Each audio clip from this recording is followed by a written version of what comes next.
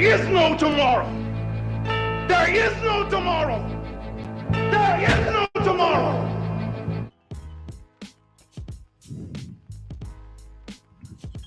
All right. Had some technical difficulties. Had to start a brand new live, so I'm waiting for some people to come in. It is Monday, July 1st. Happy Monday. Let's get some folks in here, and we'll start talking some boxing. Had to make a brand new page. I don't know what happened. I was getting no audio, so trying to get the word out that we got a show right now. So I see somebody in the house. We're going to talk some boxing. How about Saturday night? Teofimo Lopez over Steve Claggett and Bam Rodriguez over Estrada. What a fight that was. What a fight that was. Welcome. Apologize for the technical difficulties on a Monday. It's July 1st. Do not know what happened.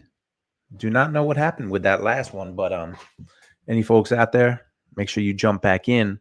While I'm waiting for some people to come in, make sure you subscribe. Subscribe to my YouTube page and you can win a once-in-a-lifetime, no-expenses-paid trip to check out the boxing memorabilia in my garage and in my home office. You can come hit the heavy bag and go through the hundreds of boxing magazines I have, and even take a picture with a life-size Oscar De La Hoya cardboard cutout that I took when I was at HBO. Subscribe now for your chance to win all of this. So there you go. Subscribe to One Round with George, and that's just a taste of what you'll get. We're talking Bam Rodriguez. Bam Rodriguez looked sensational. 7th round knockout. He hurt Estrada in the 3rd, dropping him in the 4th. He got dropped in the 6th, came back and knocked El Gallo out. El Pollo. I just had some chicken. He knocked El Gallo out in the 7th round with a fabulous body shot, and he just looked sensational. In fact, when he got dropped, don't you want fighters to overcome adversity? You take that knockdown out of the equation. He won that round. He won that round. And one of the judges didn't even give Estrada a 10-8 round. Speaking of our judges, don't know if you can see that. Don't know if you can see that, but those are the card. That's the card. Those are the cards from Saturday night. And as you can see, Judge Javier Camacho of Mexico had Estrada up 57-56 going into the 7th round. Judge Steve Morrow had it 58-54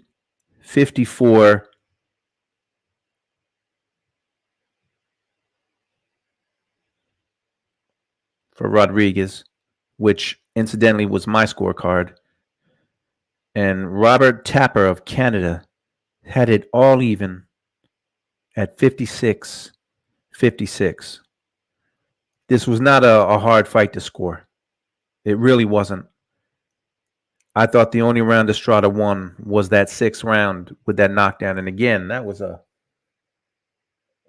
close round. Because, like I said, you take that knockdown out of the equation,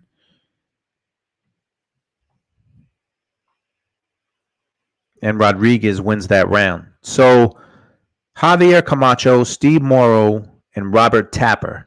Steve had it spot on. Robert Tapper of Canada and Javier Camacho, you guys need to be called out, but boxing will not, because boxing does not call out its judges, and these guys will continue to get fights. I saw the fight. If you haven't seen the fight, judge for yourself. Boxing lets you do that. I thought it was an excellent fight.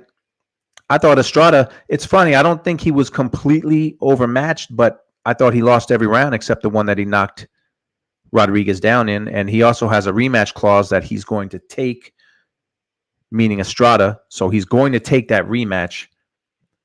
It is not a fight that I want to see again. But I'm sure Bam Rodriguez has no problems defending his title. He just got a title shot. If it says it in the contracts, then he'll have to give the shot back to Estrada. But what fight was Javier Camacho watching where he had Estrada up by a point? Like I said, that 6th round, besides the knockdown, it's the only round I thought Estrada won. So there you go. Just really bad scorecards, but overcoming adversity. And Tim Bradley's talked about this. A lot of fighters have talked about this. Tim Bradley said about Tank, he said he wants to see him get knocked down and see how he responds. Well, we saw how Bam Rodriguez responded to the first knockdown of his career. I don't know if he was knocked down as an amateur, but I believe it was his first knockdown as a pro. And he responded like a great fighter. He responded like a champion. He responded by knocking out Estrada in the very next round. So he passed with flying colors. This guy is a bona fide star in the sport. I just wish, it's funny, I had this conversation with my wife. I was all set to just rake boxing over the coals for having fights so late. And, you know, there's 2 sides to every story, or 3 or 4 or 5. I thought it was a mistake having his fight go off at 1 a.m. on the East Coast because you want more eyes on the fight. You want more eyes on this fight. It was such a big fight between Estrada, the champion, and Rodriguez, the former champ at 115, now the WBC champ once again. You just want to maximize your audience. And I don't think you're maximizing your audience by having this fight on at 1 o'clock in the morning. But so be it. They did it. And I'll tell you, he looked absolutely sensational, meaning Bam Rodriguez. So yeah, had some technical difficulties before. I'm trying to share this out with some people I know to get some folks in. I'll put the link up so we can get some people to talk boxing. But there was also another fight on Saturday night, which everyone knew, and it was maybe by default the best 140-pounder in the world, and that's Teofimo Lopez. So Teofimo Lopez fought against Steve Claggett on ESPN, and I really don't like it when 2 companies have cards the same night, but you know, I don't want to be that guy that complains, even though I am. So Teofimo Lopez threw a lot of punches, very active. Steve Claggett was tough, but this fight felt like I was watching a sparring match. It was not exciting. There was no intensity. There was no excitement. There was nothing really to it. Claggett looked overmatched. He kept trying. It really looked like a sparring session. So to hear Teofimo Lopez talk about wanting to go up to 147, I don't know why. I don't know why, because you got Boots up there, and he can't beat Boots Ennis. I don't think he thinks he can beat Boots Ennis. So Teofimo Lopez was the bigger name. Bam Rodriguez just, I mean, a sensational fight. I'm going to get this link out there. So if anybody's out there and you want to talk some boxing, make sure to hop on in. But before, I was going through social media today, and I noticed that I'm from New Jersey. People don't know, but I'm from Rahway, New Jersey, so I'm very proud of it. I always back New Jersey fighters, including Shakur Stevenson. On Shakur's Instagram, I was a featured person on there. I want you to take a look at this. It was Shakur Stevenson and De Los Santos, but that fight was boring. Shakur Stevenson is being heavily criticized for his last performance against Edwin De Los Santos, when everybody felt that Shakur was running for reasons that maybe we'll find out. I wasn't feeling too good, so I'll live with it. It's okay. I'm going into be a free agent after this fight. This is my last time, as far as we know, fighting on ESPN in front of all these fans, and I just want to punch my way into being a very successful fighter. And I feel like if you walk by a street and you was walking on concrete and you saw a rose growing out of concrete, even if it had messed up petals and it was a little, you know, to the side, you would marvel at just seeing a rose grow through concrete. So why is it that when you see some ghetto kid grow out of all of the dirtiest circumstances and he can talk and he can sit across from you, make you smile, make you cry, make you laugh, all you can talk about is my dirty rose, my dirty stems, and how I'm leaning crooked to the side. You can't even see that I came up out of that. We gonna hurt a motherfucker July the 6th. I'm like, man, y'all lit, yelling free me. I'm like, I've been in the crib all day. I'm in Cali thinking how I come from pissy always. Long as I never go back, I'm that the nigga most always. skillful fighter at 135 would be hands down Shakur As soon as Stevenson. this shit go left, I'ma throw back. And I could have bought the road. So there you go. That was back when I was with ProBox, and we did a show right after the De Los Santos fight, which I believe was during the week. It was a fight during the week, and let's face it, it was what it was. It was not an exciting fight. I thought it was a dominant fight. I thought he beat De Los Santos. I mean, he showed massive skill in that fight. It wasn't an exciting fight. Doesn't mean I don't love Shakur. Doesn't mean I'm not rooting for Shakur. But it was. But I was surprised to see that I was on his social media, and that was a pretty cool panel, by the way. Let's just it was Shakur. Look at that. You got this Jersey kid on the left, Jersey man on the left from Rawway. You got Tim Bradley, former champ. You got Sean Porter, former champion. You got Paulie Malignaggi. So on the panel with three champs, and we were talking about Shakur Stevenson. And let's face it, he even said he didn't have a good night. You saw in that clip. He talked about he wasn't feeling good, and I defended him because it was obvious it was some kind of an injury. But you take that soundbite. But I won't back down. It was not an exciting fight. It was not a scintillating fight. I'm looking forward to an exciting fight. I think that Shakur Stevenson is one of the best fighters in the sport. That's Jersey. So SC, you say you're from West Orange, Jersey Pride. That's right. West Orange is not far from Rawway. So there you go. Look at that panel. But it's funny. I'm going through social media, and I said, wait, am I looking at my social media? Because I saw this, the frame had this on it. And then, of course, the way they put it, they edited it together. And De Los Santos, but that fight was boring. Of course, I said a little more than that, but it was not a great fight. It was not a great fight. But I'm looking forward to a great fight this Saturday. But yeah, if you're joining late, these scores, I was not aware of the scores the night of the fight. And I tell you why, because it was, I don't know, 1:30, 1:45 in the morning when this fight ended. And I didn't bother checking on the scores. I knew that Bam won. I knew he looked sensational. But Javier Camacho, I have not looked into his judging record, but he actually had Estrada up by a point going into the 7th round. This is a guy who was dropped. Now, he did drop Bam, but I thought it was a pretty easy fight to score. And it's almost like, what's the use in talking about judges who can ruin fights, who can ruin careers, when nothing ever gets done? Judges aren't accountable. They're not on social media. They don't do interviews.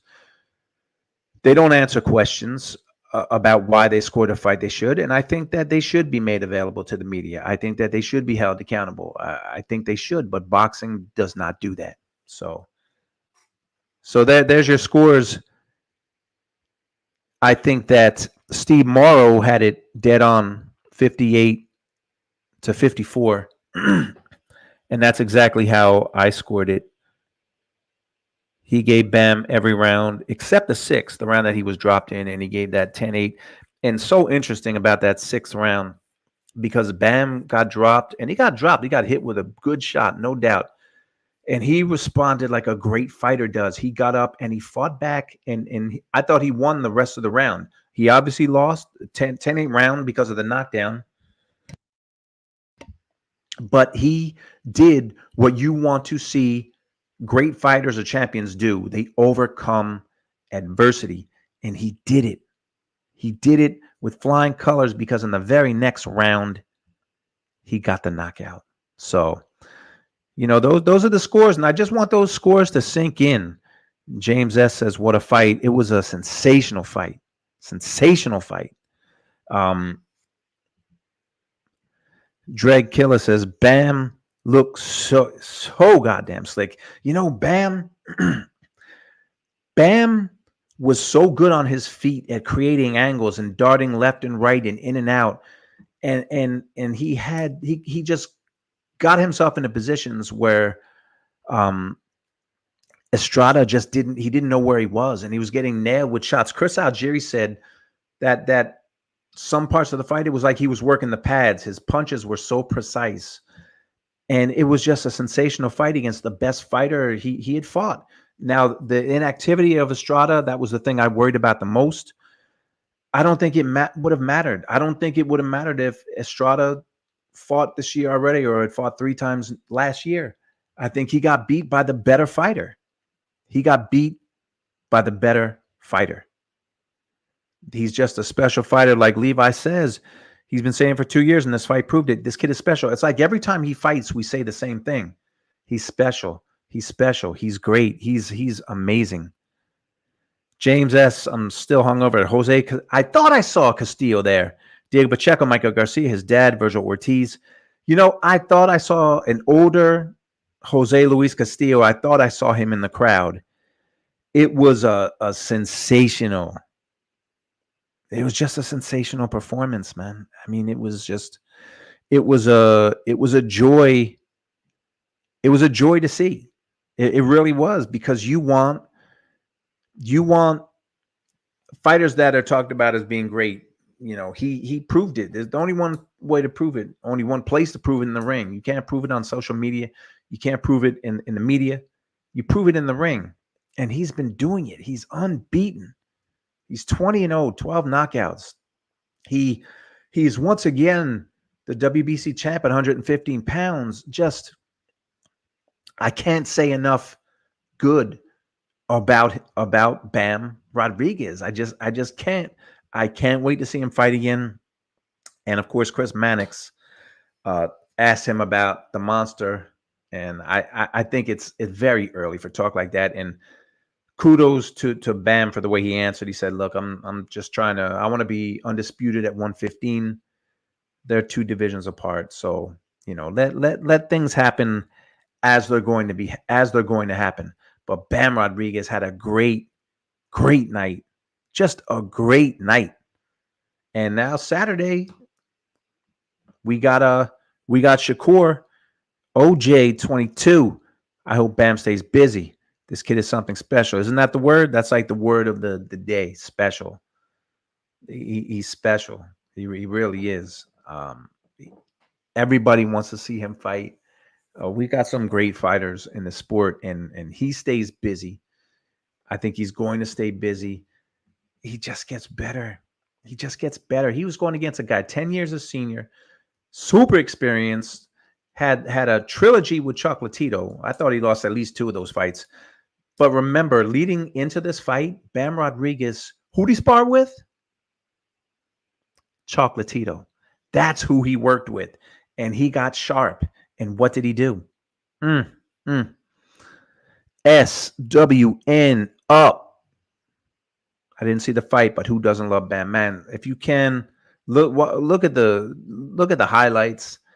It was an incredible night, and he looked great. G Nunez, Bam is top 5 pound for pound. I can't argue that. Dr. Boxing Talk, if a fighter is under 130 pounds and they win, they'll ask them about anyway. Yeah, bigger or smaller. It's annoying. It is annoying. I get it though, because a lot of people, that's like the fantasy fight, right? right, Doc? It's the fantasy fight. Man, Shakur really needs to look spectacular this weekend to shut all the boring hate he's getting. Dreg Killer, I don't know if it's hate because I love Shakur as a fighter. He's from Jersey. I'm from Jersey, so I rep the Jersey fighters. He did not look sensational. He even had said it in the post-fight interview, said he didn't feel good. You could tell something was wrong. I don't know if it was his hand or what. But you got to be honest when you call a fight. It was not an exciting fight to watch. De Los Santos has not fought since, by the way. And this is Shakur's first fight since then, since November. But I want to play this again. I played this earlier because people are starting to come in now. Yeah, I hear you, Dre Killer. So I was on social media earlier today, and to my surprise, I went to Shakur Stevenson's page, and this is what I saw. It was Shakur Stevenson and De Los Santos, but that fight was boring. Shakur Stevenson is being heavily criticized for his last performance against Edwin De Los Santos, where everybody felt that Shakur was running for reasons that maybe we'll find out. Maybe we won't. I wasn't feeling too good, so I'll live with it. It's okay. I'm going into be a free agent after this fight. This is my last time, as far as we know, fighting on ESPN in front of all these fans, and I just want to punch my way into being a very successful fighter.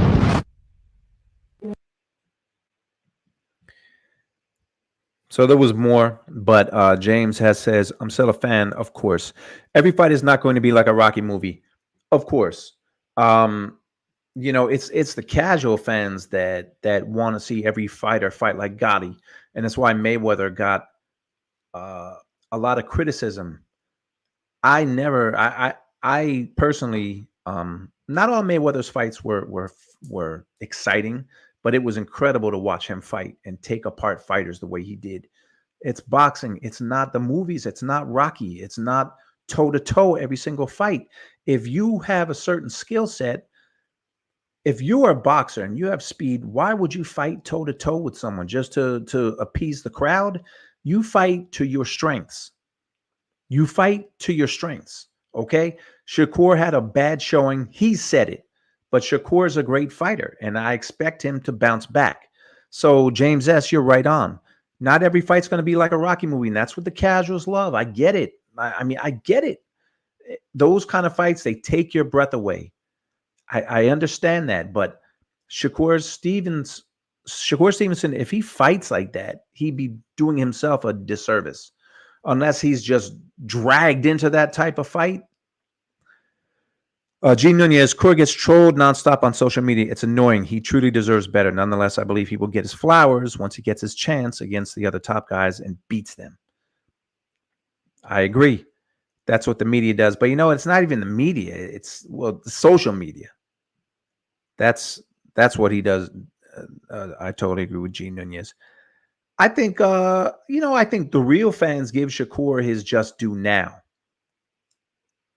It wasn't a scintillating fight against De Los Santos, but he won that fight. No question. No question he won that fight. And whatever was wrong with him, I give him props because he didn't say what it was. At least I didn't hear him say. It was a bad showing, no doubt, by Shakur, but people are overreacting a bit to that. He did dominate the fight. And let's see other people get in with De Los Santos. He's a really good fighter. Time will tell, but he needs a good showing on Saturday. And I think he will get a good showing on Saturday. And G. Nunez is saluting Greg Killer. I did talk to Teofimo's performance, but we can talk it some more. I thought he dominated, but it was like a sparring session. I'm at home. It was not an exciting fight. There was no drama. I thought that Teofimo looked good. He threw a lot of punches. He got hit. It's boxing, but it was not exciting. You want to talk about performances that aren't exciting? That was not it. That was not the kind of night that made heads turn. And he was fighting. Yes, Steve Claggett was tough. He was also ranked 10th. He was ranked 10th. So, and Levi says, where's his power gone? He's only knocked out one guy at 140, and that was earlier when he started at 140. So He's talking about going up to 147. It's his career. I think it's a big mistake, but you got business to take care of at 140. His power just, it doesn't seem like it's game-changing power. Bam Rodriguez is the complete opposite. Bam Rodriguez will put you out with one shot. But, let me know your thoughts on Teofimo. It was a stay busy fight, and he was busy in it. He threw a lot of punches, and he dominated. He won every single round, but he never was in danger of stopping Claggett. It felt like, honestly, I've been in the gym many times watching sparring sessions, and that's what it felt like. It felt like a sparring session. One guy that was so much better than the other and was just getting some work in and didn't want to take too many chances. That's how it felt. Now, this is the fight that I think this is the fight to make at 140 pounds. Don't forget about Zepeda. But this is the fight to make at 140. I think this is the fight you make. The landscape has shifted at 140 dramatically, just dramatically in the last few weeks with Devin Haney losing. Well, I'm sorry, he didn't lose. But he's no longer a belt holder. He's a champion in recess now. Yes, Zepeda's at 135. Zepeda's, he's a good fighter. He is a good fighter. I would love to see Shakur fight him. But yeah, James, it was a sparring session, and everybody knew this was a stay busy fight for Lopez, but he's got people to fight at 140. Who's going to go up to 147? Who's going to fight? There's Boots, and he's not getting in the ring with Boots. He's fighting Giovanni Cabrera. That would be a good one, I think. I think so too. I think it will be a good fight. But the fight that I really wanted to see was the fight on DAZN. Was Bam and Estrada. I'll be that guy though. Come on, 1 o'clock in the morning on the East Coast. I'm on the East Coast. 1 o'clock in the morning. You're gonna make us wait till 1 in the morning. I just maybe I just don't know the business, but you would figure they want to maximize eyeballs on that fight. You're not maximizing eyeballs for a guy who fights at 115 pounds by having him fight at 1 in the morning. But it's what boxing does. When I was at HBO, it was very rare that HBO and Showtime had a card on the same night. They always knew each other's schedules. It was very rare. And if it happened, they would stagger the times so that the fights wouldn't be happening at the same time. Today, they don't care. The higher ups don't care. So, but I guess I'm the only guy that complains. This is the best time for Teo and Haney to fight, but I don't see it happening. Devin coming off the beatdown from Ryan. He'll take a tune-up before getting in the ring with another dangerous fighter. Yes, I would love to see Teofimo and Haney fight now, but I agree with you. I think he definitely takes a tune-up, and he gave up his belt. So I'm laughing. Drake Killer George, Crimea River. SCU fans got to stay up to 6. All right. Good point. All right. My wife told me, don't cry about this stuff either. So, James S., I agree. Nobody wants Boots, and that's a shame. Dr. Boxing Talk, yeah, I thought it was pretty late too, but I was excited to see bounce back, so I wasn't too upset. Yeah, it was late, but Drake Killer says he's a European fan, so why should we complain? And HBO After Dark, yeah. So it is what it is. They have the networks, the streaming networks have fights at the same time. So be it. At least DAZN, they waited until the Lopez fight was over, so they did their fight. But you're right. All right, Drake. I won't cry. I didn't have to stay up, but I did because I was not going to miss that fight. But yeah, it was late. And again, the biggest thing for me coming out of this fight is Javier Camacho and Robert Tapper. You guys are the stars of the week as far as I'm concerned. Camacho had Estrada up 57-56 going into the 7th round, and Robert Tapper from Canada, had the fight all even going into the 7th round. So go figure. That was a Mexican judge who had Estrada up by 1. And I would love to hear what Camacho says about this. He gave Estrada the 4th. Let me see.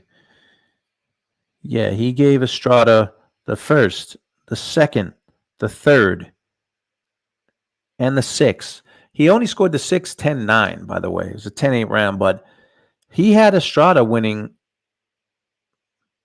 the first 3 rounds.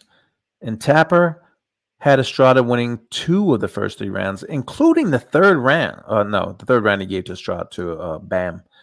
So, to me, those guys are in the spotlight. They're the ones that deserve to be in the spotlight, especially Camacho for that card. Just ridiculous. But why cry about it too much?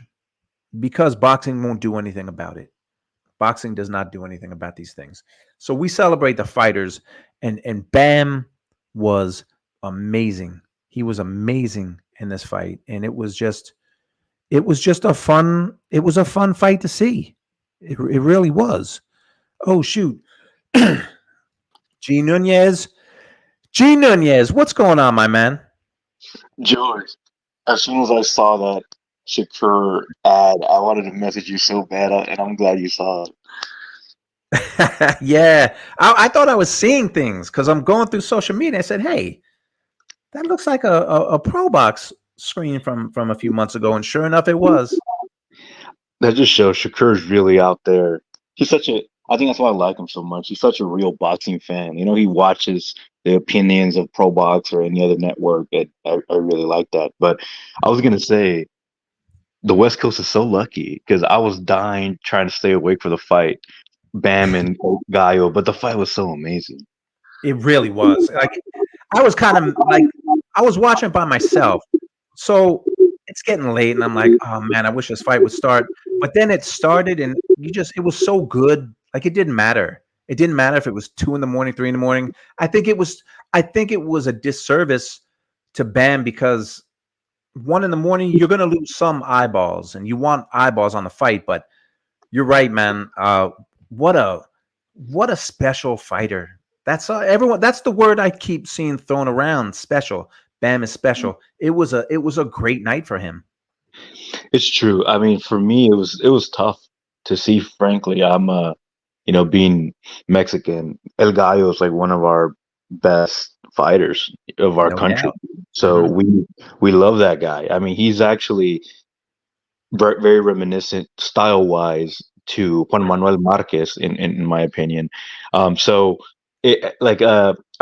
remember talking to my dad about boxing, and he was like, when this fight got announced, I was like, Dad, Bam is the truth, Dad. Like, Bam is really that guy. And my dad's like, nah. Like, I believe El Gallo's gonna win.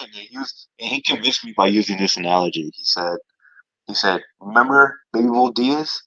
Juan Baby Bull Diaz? I was like, yeah, of course. Oh yeah, I remember that. I remember those fights he had with Marquez. Exactly. So that's what he brought up. He's like, that's what I believe is gonna happen. Like, I believe it's gonna be the old line, really young line, but the old line's getting that experience to win, just like Marquez beat Diaz. And I was like, Pops, okay, you've convinced me. And I had hope. I was still worried deep down, but it definitely convinced me.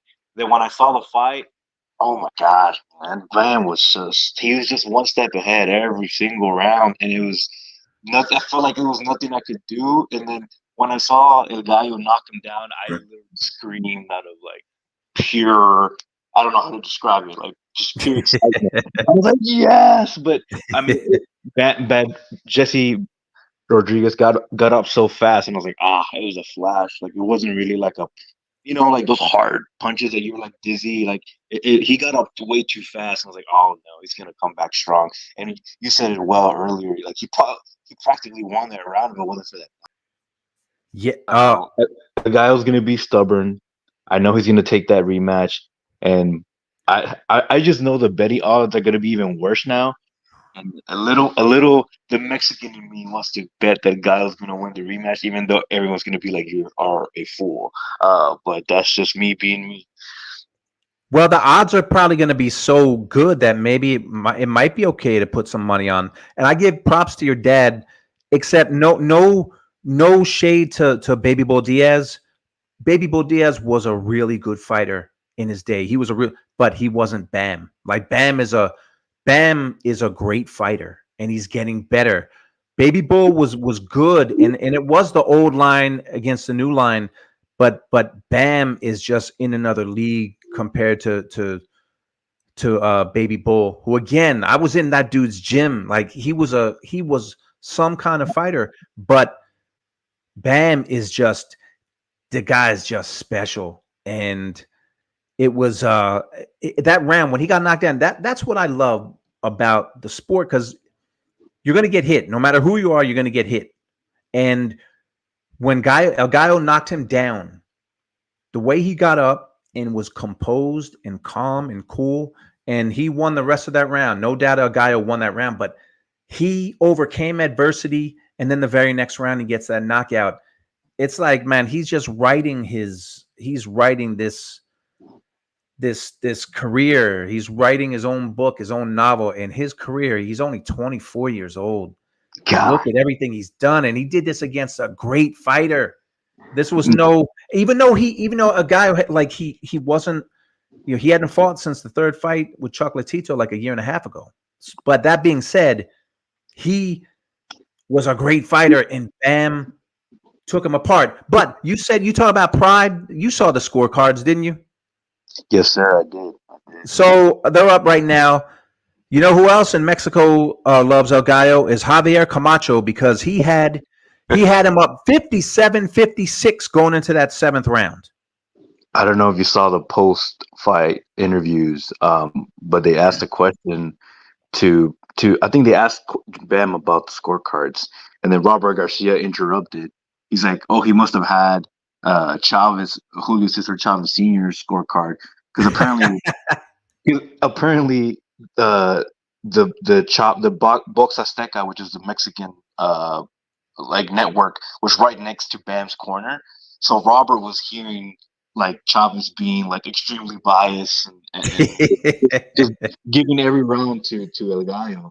And he's like, "Oh, he must have had Chavez's scorecard." So yeah, I mean, I think, I don't know. I mean, the bias is always going to be there, I assume. I didn't score the fight. I really just wanted to enjoy it, but that's ridiculous. That I forgot. Camacho was the name of the judge. Yeah, Javier Camacho had Estrada up 57-56, and there was a judge from Canada who had the fight even going into the seventh. The American Steve Morrow had it 58-54. The only round he gave Estrada was that sixth round. I thought Estrada, I thought he was losing the fight, but he was competitive. It's not like he was getting blown out. But the Julio Cesar Chavez, first of all, he's a legend. He can score the fight any way he wants. Of course, he's going to go for his guy. So I'm not mad at Chavez. You know, of course he thought his guy was winning. But to have a real judge, watching that fight, you didn't have to be a judge to see that Rodriguez was winning the fight. But to have this judge, and this judge even at the fight, it's funny though. But the Mexican judge, he had it for Estrada 57-56, but in that sixth round, he only scored it 10-9, even though there was a knockdown. So it's like he gave Rodriguez credit for like fighting back, but didn't give him credit at any other point in the fight. But so be it. You know what? You didn't need the scorecards. Luckily, this didn't turn into another boxing catastrophe. But I don't know. I don't even know why I'm talking about the judges, because boxing, they're not going to do anything about it. Oh, I know. Maybe if Turki Al Sheikh's league might fix this in the future, we won't have those weird. We'll see. We'll see. But I heard you say earlier that you said that you're not interested in the rematch. But George, hear me out, George. The rematch is going to be even more exciting than this one. Just hear me out. El Gallo's going to come with absolutely everything, and if he loses, he loses. but he's gonna come with everything. He has the whole country behind him, and he knows that. And he looked, I don't know. Yeah, I know he's not gonna blame anything. He was very vague in his post-fight interview. I don't know if you saw that, but he was like, "Yeah, I made some mistakes, and that's it." Like, I don't know what the mistakes were, but I'm telling you right now, it will be a very exciting fight. I'll tell you that. Better than this one. I don't doubt that, but he's 34, and Bam is getting better. Bam's not even in his prime. So, hey, man, I hear you having faith in Estrada. There's nothing wrong with that. I don't think the rematch goes any better for Estrada, but it's boxing, and he does know this. I could drop this guy. This guy's a human being, and I can drop him, but can he keep hurting him? That's the thing. I mean, he dropped him, and then the rest, if you just scored the rest of that round, Bam won the rest of that round, which doesn't mean anything. It was a 10-8 round, but it's hard to see what he can do better in the rematch. But you know what, man? Funny things happen. You go back to Riddick Bowe, and Evander Holyfield. Riddick Bowe beat Evander Holyfield up, dropped him in the 11th. It was a great fight, but he won that fight pretty dominantly. And people said, well, if they rematch again, Bowe's going to win easier. And Evander Holyfield won the second fight. He was the older fighter, and he had, he still had a great fight in him. So I don't blame you for thinking that El Gallo can do it in a rematch. It's gonna be tough, though. It's gonna be tough. Very, very tough. But I just know it'll be a fantastic fight, and at the end of the day, it's good for the public. And I low key kind of wish it wouldn't happen because I would love to see Bam. I think Yoka's gonna beat Martinez, and I would love to see Bam versus Yoka because Yoka's been on top for a good minute now, and I think. If there's a guy that could take Yoka off his throne, it's Bam Rodriguez. So that would be interesting. But El Gallo's I just feel he's a stubborn cat, just like myself. So we're gonna get back in that ring. But I completely missed the Teofimo fight, and I heard your comments on it. It sounds like it wasn't too good.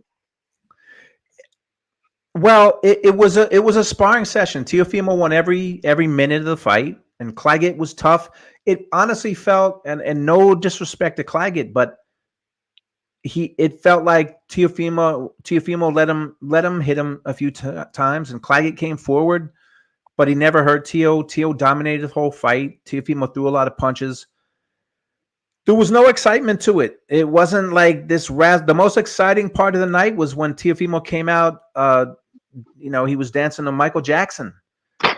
And from there, it like went downhill. It was what I mean. He fought a tough guy, but I thought maybe that would be the night where Teo would have the sensational knockout because he didn't look great in his last fight against Ortiz, but it didn't happen. It definitely was not an exciting fight, and I was only watching it because it was Teofimo and because I knew that they wouldn't start the main event on DAZN till that fight was over. Makes sense. I do you remember I was a couple years ago when Teofimo and Devin Haney were going at it back when Devin was in Matchroom, and I was really looking forward for that fight. But now so many things have happened. The fight's probably not happening, and I feel like the thing about Teofimo is like the way he thinks about things is so, I guess, a little bit uncommon sometimes. Like he thinks he's already been undisputed, which I understand his reasoning, but I feel like he has a legitimate chance to really be undisputed, I guess, quote unquote, again now. But in his head, he's like, I already did undisputed. Why would I do that again? I feel, but like him against Alberto Puello now, like he's a WBC guy. Him against Pitbull Cruz and Paro, like those will all be very fun fight that Teofimo could legitimately win. And he's out here calling Crawford. Crawford's at 154.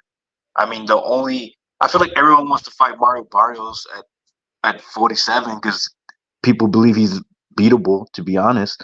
And then no one calls out Boots because Boots is Boots. So right. it's like okay, so what's gonna happen? I'm hoping Boots gets his. Just like I want Shakur to get his opportunity, I want Boots to get his opportunity at all these belts because I think him and Barrios would be a good fight. I think him and Stanionis, the Lithuanian, would be a good fight. Yep. But I still think Boots wins. And Teofimo, unless you're gonna go up and fight those guys, like 140's right there. It's right there, and you got business to take care of. Like, don't go up to 147 because he's not going to fight Boots. You got guy to fight Pitbull. That's the guy that I think people, if you ask for a fight at 140, that's the fight to make, as far as I'm concerned. James S said, when Estrada gets touched to the body again, he's going to get flashbacks. You're never the same after a serious car crash. Well, but a body shot though, like, what can you do, man? When like it just paralyzes you. Maybe it's better than if it was a headshot. Agreed. I feel like putting on my Paulie Malignaggi voice and be like, Ismael Barroso, he's the guy at 140. Yeah, poor Barroso, man. He's got a belt, like the minor belt, but I mean, he's also, what's he, 63? He's like 41, something like that. And they never talk about him for any fights. For good reason. They don't talk about him for good reason. His nickname should be, he looks like the mummy with just superhuman power. It's incredible. You know what? It's crazy. Tony Weeks did a terrible job in that fight. He even said, I had my eye on him because he's older. But Barroso, he honestly looks like he's about 65 years old. So you look at that guy in his face, and you're like, oh man, this old dude's gonna get hurt. You can't look at his face though, because he doesn't fight like he's 65 years old. He just looks like it. I would like to see Barroso I think he's a good fighter, man. I would like to see him in the mix. But 140's changed, man. It's changed in the last, like, just 2 or 3 weeks. Like, a lot of the star power, because Devin, I guess, is gone. Ryan Garcia was never at 140, so you can't even talk about him. He never fought at 140. So Gary Antoine Russell lost. You had Subra Matias lose. So a lot of the fights that people were talking about and fighters, they've just like that, they've fallen by the wayside. There's a fighter that I heard mention. I haven't seen fight. Maybe you have. His name was Kenneth Sims. He's like #1 by WBA. Have you seen him fight? I've only seen clips. And I don't know how he's #1, but a guy at 140 that Tito Mercado is nasty. Tito Mercado is nasty. He's a 140 pounder. He's young. But now Teofimo, like, I want to see him fight Pitbull. That's the fight that I want to see. But I don't know, man. Are they going to make it?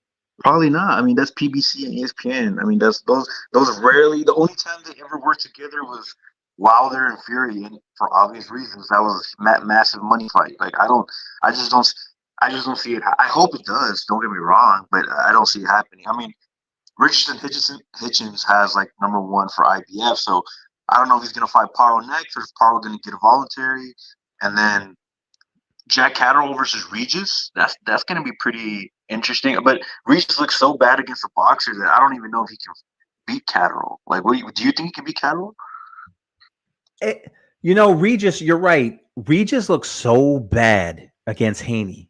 Like, he looked shot against Haney, and I don't think he's shot. So and he's getting older. So based on his last fight, it's hard to think he could be competitive. But I don't know, man. I don't know if you can put it all on that last fight, because he made Haney look strong, fast. I mean, Haney, I thought, could have knocked him out in that fight, but he just didn't go after it. Did you? I don't know on your social media, but did you ever come across this video called like the X-Files or something like that about? No. Okay, I might send it to you. It's a little bit propaganda-ish, but it's pretty much they're doing this like deep dive on Devin Haney being a weight bully. That's pretty much like the concept of the video, and it's interesting because I think after that video, Regis actually started talking about how he felt, that he was kind of taken advantage of contractually and stuff like that. So maybe we could give Regis a pass because of that. But he looked too good against, I forgot the name of the fighter, but I think it was a Puerto Rican guy he fought before. I think it was Puerto Rican. The Puerto Rican guy he fought before he fought Devin. It was, you know what I'm talking about? Oh, that's the fight a lot of people thought he lost, right? Yes, that one. So, okay, so he looked good there. He clearly didn't look good against Devin. But then obviously you got that whole Devin weight thing. And then now against Jack, but I saw the Josh Taylor Jack Catterall is sharp. Like the man is sharp. I don't think he's an amazing fighter, but he's very good and he's very sharp. And I feel like he can piece up Regis because Regis' footwork is like just bad. Yeah, agreed. And Agreed. I don't know. 140 is so exciting. I get really excited about that. And I don't. And Arnold, I saw that Jack Catterall was calling out Arnold Barboza, and they didn't make the fight. Like I am a little just frustrated with Barboza being number one for the WBO for so long. Like so long. Do you think he deserves that? Like, come on, honestly, it's hard when you look at the number one, the guys at number one. Now you have to understand too. It's all politics. The organizations, they have conventions and they invite fighters, and it's politics, man. It's politics how a lot of these guys are number one. You would figure if a guy's number one in the IBF, he's probably number one everywhere else or close to it. But you got Kenneth Sims, who's ranked number one by the WBA. He's not ranked by the WBC. He's not ranked by the IBF. And he's not ranked by the WBO. So it's all politics. It's like when you start like getting into it like this, it's ridiculous. But if you know how the organizations work and how they get their rankings, it's politics. Like how can you have all the, I mean, it's, oh man. Give Barboza to the Argentinian, Gustavo Lemos. Yes. I want to see that. By the way, Barboza is ranked 7th by the IBF. Really? He's not ranked by the WBA, and he's ranked 8th by the WBC. So it's obvious that Barboza has close ties with the WBO. He probably goes to the convention and, you know, hangs out and goes to dinner with those guys. But I don't know, man. I'm like you. I want to see Pitbull and Teal, but I don't think it happens, and that's too bad. But we got Shakur fighting on Saturday. I think Shakur is going to look good. Boxing just keeps going, man. No, for sure. And Shakur, I actually want to say this about Shakur, and I'll try to put it out there in social media and through comments and stuff. But when people compare him to Tank all the time, and for obvious reasons in the same weight class, I feel like people keep saying like, well, Shakur hasn't fought on anybody, and I really disagree with that. I feel like Artem Harutyunyan, Olympian, bronze medalist. Robson Koshentia, he Olympian, gold medalist. Yep. And then tough guy Oscar Valdez, tough guy Jamel Herring. Like I feel like his resume is not like quote unquote trash. I think he has I believe he's had better opposition than Tank has. I think Frank Martin he's an incredible athlete. Dude is chiseled, fast, but he's not a top tier boxer like any of these guys. I don't think Tank has ever fought a former Olympian. I could be wrong. You know, if I'm wrong, so be it. But not that I know of. And then he fought a lot of smaller guys going up, like Santa Cruz, and he fought Pitbull on like I don't know, what was it, 2 weeks notice or something like that. Yep. Like, In fact, Pitbull was in there for Rolly. That was supposed to be Rolly's fight, and he had those problems. You know, he had those legal problems. That was Rolly's fight that Pitbull substituted for. So you're right. Great point. And Rolly, another guy that started boxing really, really late. Not that he's not any good, but he's not at the level of the Koshencials and the Artem Harutyunyans. And I feel like Shakur has fought real great boxers that are not famous to the media, and people keep telling like, oh, who have you fought? And I'm like, guys, like who has Tank fought? I'm sorry, but now there's that rumor of him fighting Lomachenko, and I'm like, I'm really on Paulie's side here. Like I'm a little annoyed because I think Lomachenko's past his prime, but I'll take it because one, I love Lomachenko, and that will be by far Tank's best competition to date. Yeah, I agree, and I think Tank is a really good fighter too. But when you really dig into his resume, you're right, man. There's guys like Leo Santa Cruz that are little guys, and Ryan Garcia, who he made fight at a certain weight. You start digging in there, and the resume is not great. And talking about Shakur, even Edwin De Los Santos. Let's see some other fighters fight De Los Santos. Let's because De Los Santos can fight. Absolutely, that's a great point, George. Like, okay, Edwin is so good. Okay, Keyshawn, go fight Edwin, or Exactly. Murataya, go fight Edwin. Like Cepeda, can you believe Cepeda's #1 in every single? Say whatever you want about Oscar De La Hoya, but the man knows how to play politics. That's what it is, and who better than Oscar? Oscar knows how to schmooze, man. So, what do you think about Floyd Schofield? What do I think about what? Oh, Floyd Schofield? Yeah. I think I want to see him fight more before I think he's got the skills, he's got power and speed, but you just don't know until guys are tested. You know, he's showing that he can be something special, but you got to see it against other good fighters. Speaking of Edwin, I think if he beats somebody like Edwin, I think he proves he's one of those guys. 100%. Like if he fought Edwin, now wasn't Kid Schofield, wasn't he going to be on the fight that got canceled, the Tyson Jake Paul fight? Wasn't he? He was on that card, wasn't he? Yes, he was. I don't know that fighter, but he seemed pretty popular on social media. But his nickname was H2O. It's like a YouTube fighter he was going to fight, right? No, I don't think so, George. Like I think the guy was legit. I just don't know him. I don't know him either.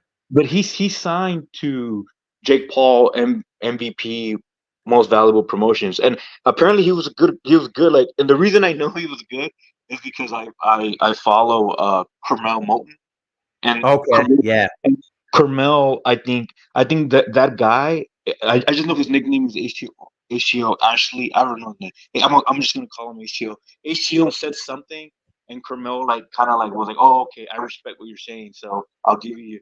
So for Carmel to respect him, because I think Carmel's incredible. So yeah, he is. For Carmel to respect that guy, I'm like, okay, this guy must be a real fighter. Okay. But I don't know his name. But I think it would have been apparently it would have been a really fun fight. But I mean, that fell through. But I just want Schofield to kind of start fighting like top 15, top 10 guys. But Golden Boy, oh my gosh, I know what Golden Boy's doing, but they take forever to kind of put their fighters with the top guy, like Munguia, Cepeda. I don't want them to do that with Floyd either. I'm like, guys, like, how long are you going to be fighting these out of the top 10 fighters? Well, Schofield's only 21, so they could really take their time with him, but he seems like he's ready to go. Like, you listen to him in interviews, and he wants to fight. He wants fights. You look at the comments. Sile. There you go. Whatever the name of that gentleman. Yeah, I just didn't know who that was, but I knew that they were talking about that fight on the Tyson Paul undercard. Dennis Berinchik is a champion too now, so hey, that guy's not scared of anybody. Yeah. By the way, that Tyson Paul fight, I don't think I was at the press conference for that because it was in Harlem. I guess it was like June 1st, something like that. I don't think that fight happens, but Schofield, I think Schofield is good, man. But there's a lot of good unbeaten fighters, and I just want to see him match tough, and that's the only time you see how someone is. I agree.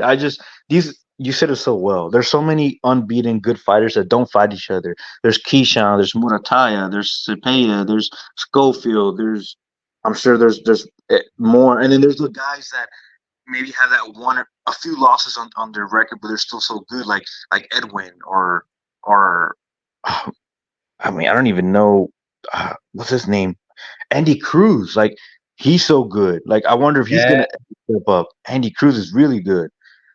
And I love seeing those guys fight, but I'm hoping it starts moving, because it does look like Loma and Tank's gonna happen. I just feel like Tank has that like Canelo-like power where other fighters don't want to fight each other to keep that clean record just in case they get the Tank fight, and that really holds up the division, just like Canelo was holding up 168 for forever. Yeah, but Lomachenko, I give him credit. He knocked out Kambosos and nobody else could.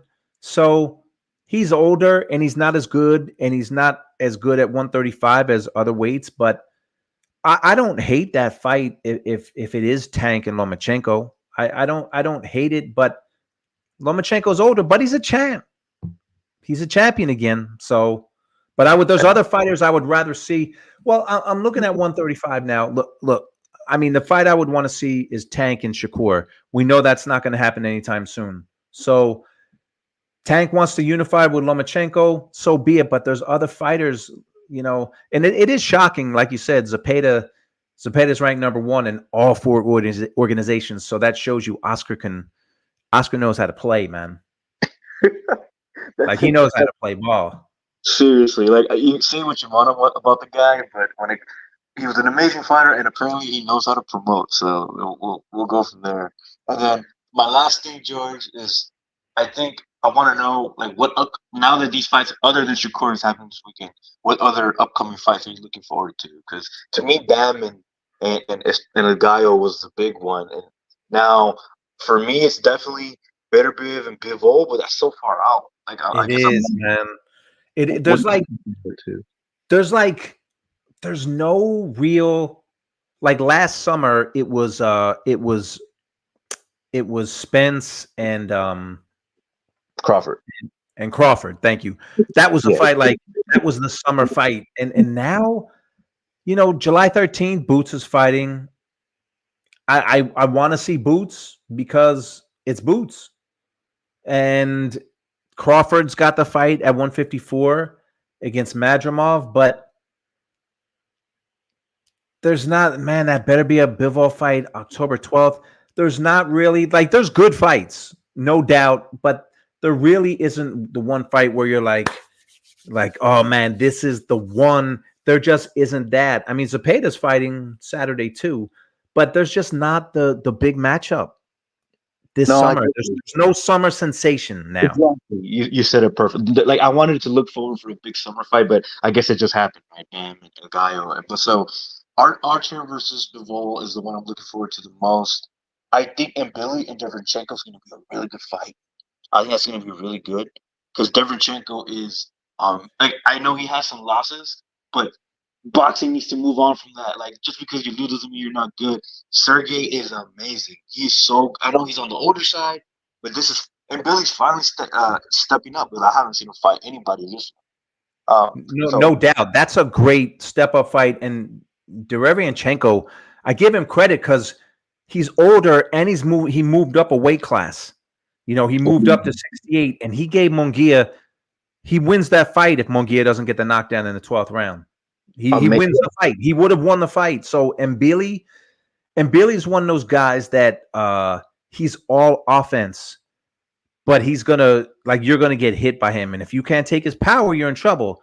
If you can take his power, I think he's beatable because he hasn't shown any levels to his game yet besides offense. But that's a great step up fight. Like, that's a great step up fight for Billy. And I guess the near term fight I'm looking forward to is definitely going to be Madrimov and Bud, because I've seen Madrimov fight a couple times, and I remember when I first saw him, I was like, man, this guy's like a more athletic Triple G-ish type of style of fighting, and I think he's very, very good. And I think this is going to be a competitive fight for Bud. Like, I think it's not going to be easy at all. I think it'll be very hard. I think Madrimov, I'm not saying Madrimov is going to win. Obviously, Terrence is Terrence. But I think that fight's going to be really, really good. Like, I have high hopes for it. And obviously, that card is amazing. Thank you, Turkey LFC. Yeah, it's a great card. But isn't it sad that it'll be over a year in between fights for Terrence Crawford? I mean, I don't think anyone picked him to destroy Spence the way he did. And he's on top of the world, and then he doesn't have a fight for a year. And it's not his fault because they were supposed to rematch. I get it. But it's just a shame that he's 36 and he had to wait a year in between fights. But you know what? He's getting paid a lot of money. So I don't feel sorry for him. I just wish, as a boxing fan, we could see him fight more often. Agreed. But now that he has a relationship with Turkey Al Sheikh, I think this is it's possible we might see him a little more. And while I mean, he probably has a couple fights left in his belt. It looks like he wants to go at 154. Madrimov is really, really good, and then you got Virgil Ortiz, you got Tim Tszyu, you got you got Spence in there, you got Fundora. Like it's a good division, and I just know I can't, like, when Virgil felt and Tim Tszyu was happening, it felt too good to be true. Like, it was like, no way. How is this in the undercard? That is nuts. Like, that is a super fight. Like, I don't know if I was Oscar, like, I would 100% do that at Dallas Cowboys Stadium in Virgil's backyard. Like, you could probably sell that, maybe not sell it out, but you fill that thing up. So I don't know. That division is really good, and Virgil's super fun to watch. I still dream of Virgil versus Boots one day. I think that would be amazing. That'd be a great fight, man. Boots is gonna move up eventually too. Like, I think I just need Boots to get the undisputed, because that's what he wants. I saw his recent interview with the Only Kayla, and he said, like, I want to be undisputed there. He wants to be undisputed 147, 154, 160, and maybe 168. That's what Boots said. See. We'll see. All right, brother. I'm about to get off here because I'm at my hour point. I'm past my hour point. But appreciate you coming in, man. Yeah, of course. I intended to log off when I told you, but then I got carried away. All right, brother, man. Well, I'm probably on tomorrow or Wednesday. So come back, man. We'll talk boxing. We'll talk a little more Shakur. Sounds good. I'll definitely try. You have a good night. Bye-bye. All right, brother. You too. My man, G. Nunez. In the house. I got to get off here. It's 8:18. I've been on for an hour and 7 minutes. So props to Bam Rodriguez. Bam Rodriguez, one of the best fighters in the world. What a card, even though just one more time. Got to give a shout out to Javier Camacho of Mexico, the esteemed judge from Mexico, who had Estrada up 57-56 going into the 7th round. And that other esteemed judge, Robert Tapper from Canada. Oh, Canada had it 56-56 going into the 7th round. So thank you, Bam Rodriguez, for winning this fight by knockout and sparing us boxing fans of having to have judges ruin a fight. Salute to you, Skywalker. Skywalker, I got in the little clip of me. And I feel like if you walk by a street and you was walking on concrete and you... Which was this. Shakur Stevenson and De Los Santos, but that fight was boring. Shakur.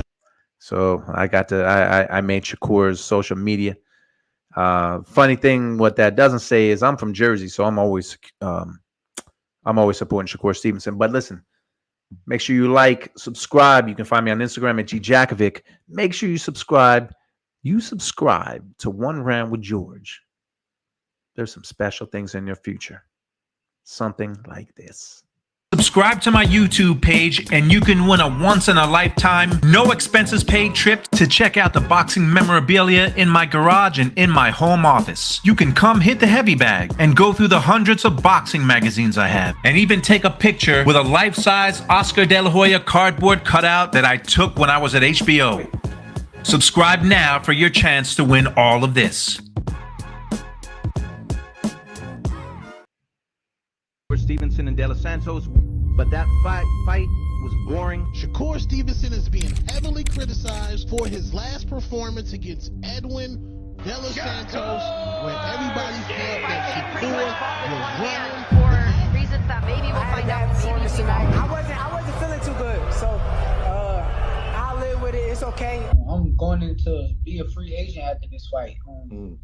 This is my last time, as far as we know, fighting on ESPN in front of all these fans, and I just want to punch my way into being a very successful fighter.